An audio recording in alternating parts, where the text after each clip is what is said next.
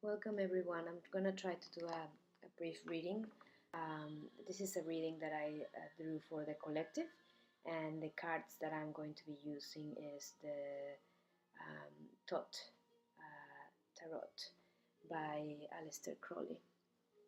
So this is the spread, and I'm going to draw 3 cards for the main energies that are at play at this moment collectively and what it is coming very strongly though. So these are symbolism, very archetypical symbolisms that are very ingrained in our psyche, and so we're going to work with them. We're going to turn them around and we're going to have a look at what these 3 main energies are for us as a human race to deal with.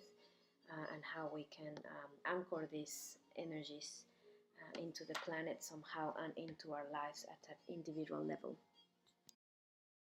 So the first 3 that that are here are the major arcana, all major arcanas.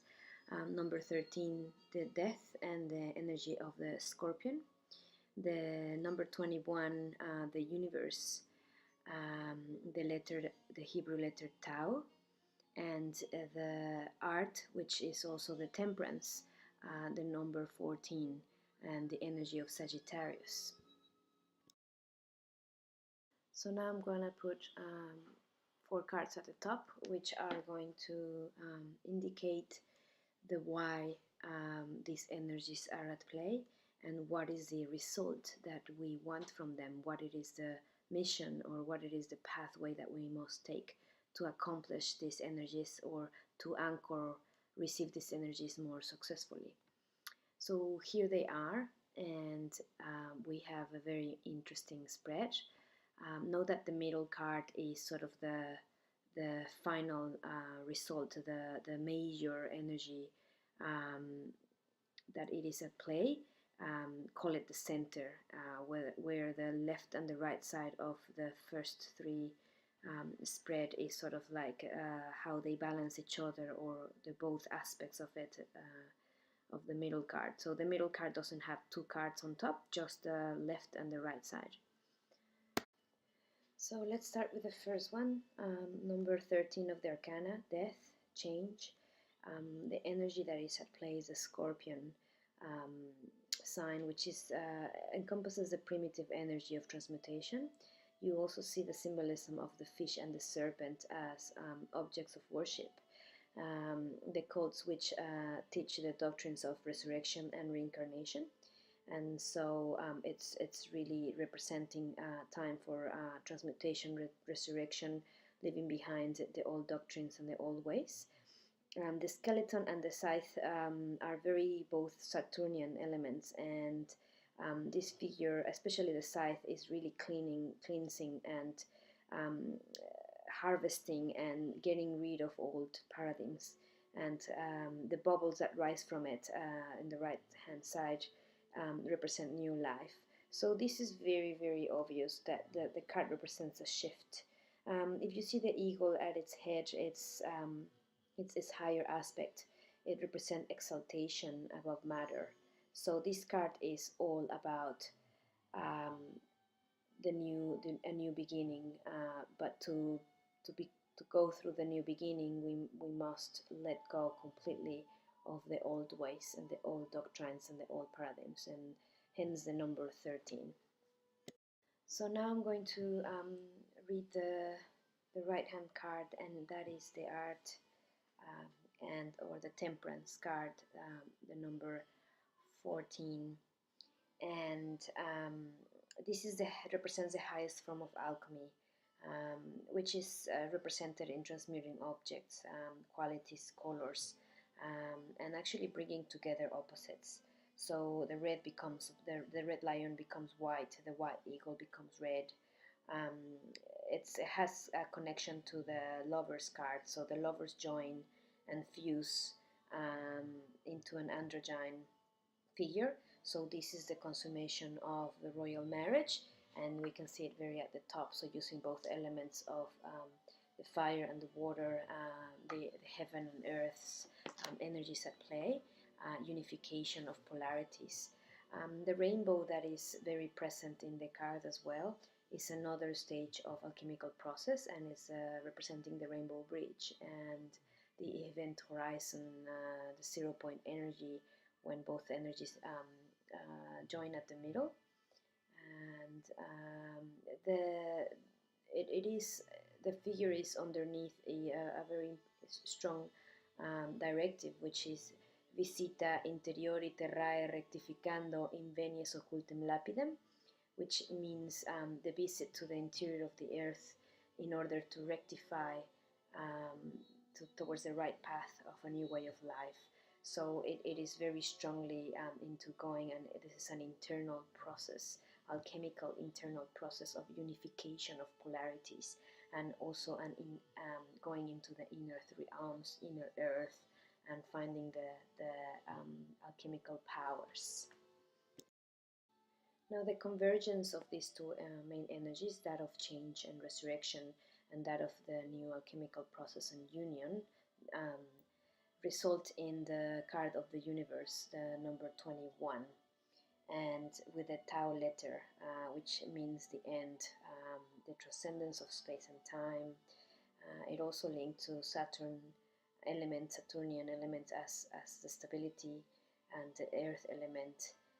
But it also has to do with change. So when stability and change happen, or change happens steadily, or after change there's a stability, basically that means the completion of a great work. So the great work is completed. The original imprint of what this universe and what the humanity must become is accomplished when we have that alchemical process of unity of polarity and of cleansing and transmutation and transcendence. So in the middle we can accomplish that dance of the universe. So the universe becomes this great dance, this great spiral, which is embodied in the serpent and the sun as the eye, as the all-seeing eye, or the main energy of the central sun, the Kundalini awakening.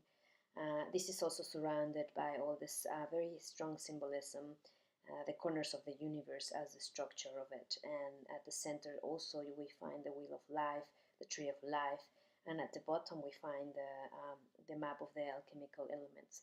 So this is the highest card of the major arcana in any tarot deck, and also has to do, so obviously is very strongly suggesting the completion of a cycle. The great work is done, and it's time for a completely new universe. So now moving on to the top layer, what energies are supporting these main energies. So the first two is that of the Magus and the Star, which are the energies that are also supporting this great transmutation, transformation of the card of death, number 13. So we have number 1 and number 17. So we're going to start first with the Magus. This card is basically the first card of the major arcana of the tarot deck, and it represents wisdom, the wheel and the word, by whom the world is actually created, by the power of will and the word. It also symbolizing the fluidic basis of a transmission of activity, and you can see that behind him is the ape. So this card has to do with evolution, and we have all the knowledge and all the raw material needed for this transmutation to take place. And you can see that is crowned by Horus, and also the serpents all dancing in balance with a great eagle. So it's the template of humanity, the start with all that it's needed for the completion, which eventually will lead to the major arcana number 22, which is the universe. The other very important energy at play is represented by the major arcana number 17, which is the star, and the Aquarian age. This star is the goddess, is the conduit of heaven and earth. It has all these multifacets of the new reality. It holds the knowledge and the codes This obviously is something that we've been living in this age of Aquarius, becoming the light of the world, bringing in the new, ushering the new era, and also illuminating that which we haven't seen or we haven't been paying attention to.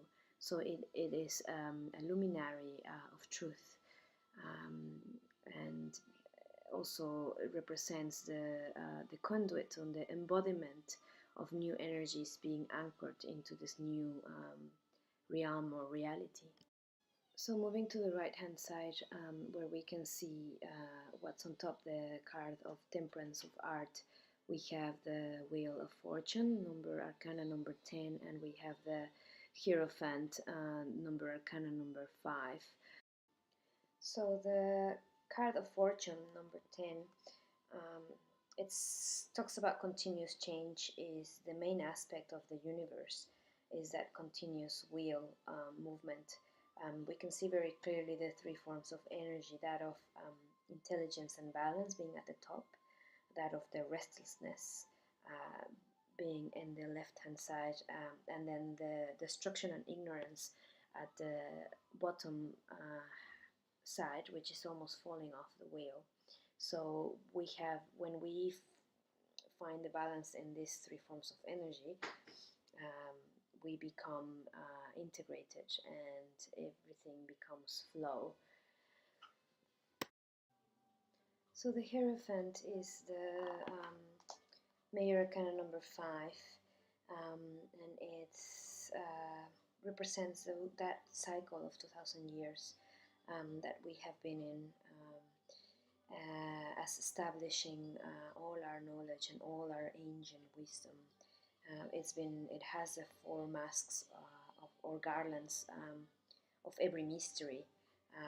And in the chest we can see the new child of Horus, and we also see the woman below the Hierophant as Venus, as an armed Isis holding her wand, ready to act and ready to usher again new knowledge. So this wisdom that we're in, this new universe that we're about to birth, and that is here, it has this foundation of ancient wisdom and knowledge, but we also hold that alchemy, that ability to join the old with the new, to create this change, this wheel of change, this balance, this balance of intelligence, and so these two cards, both the wisdom and the fortune, hold the keys to that alchemy and that union. So as you can see, that we have these amazing energies now all at play.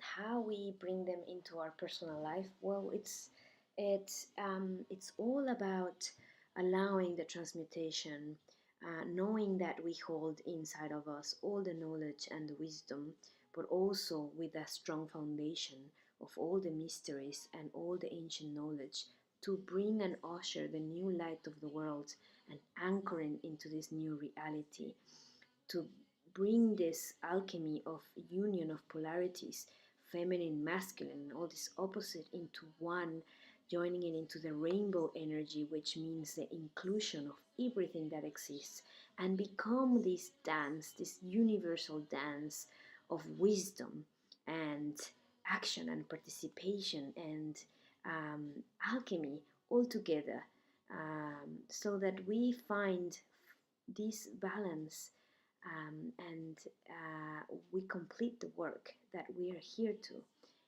and then bring in a new, complete new universe and complete new